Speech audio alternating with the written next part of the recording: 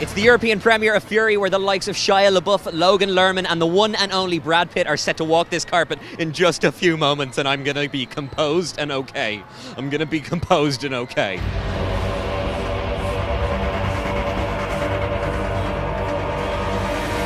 How's it going, man?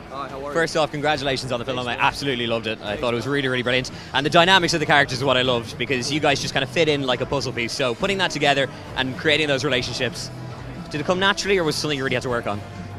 You know, for some of us it came naturally. For others, we had to work on it. Did you have to work on it? Me and Penny are very similar, you know? Yeah. So we bumped heads pretty hard. One of obviously the biggest draws for this is it's not just a job. This is something you have to throw yourself head first into. Yeah. Was that like one of the huge things for you, kind of getting into it? Yeah, I mean, David told us, you know, you're going to die on this movie, you know? So, go about making this like it's the last thing you ever do with your life. No, that don't make sense. Stop! What are you doing?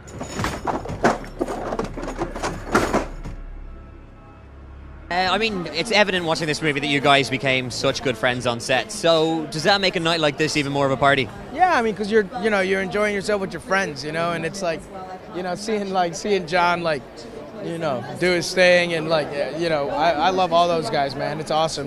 It was amazing.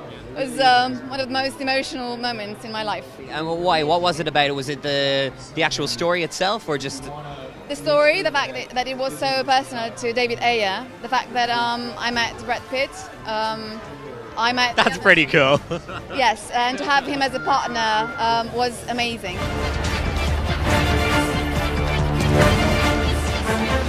Because of all the hard work you put in, I mean, the boot camps, you know, all that kind of emotional torture and physical torture.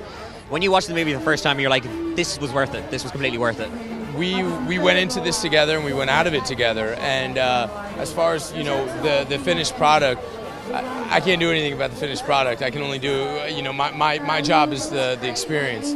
And the experience was completely full on. And finally, I will ask you, because you all did share a tent together, who snores?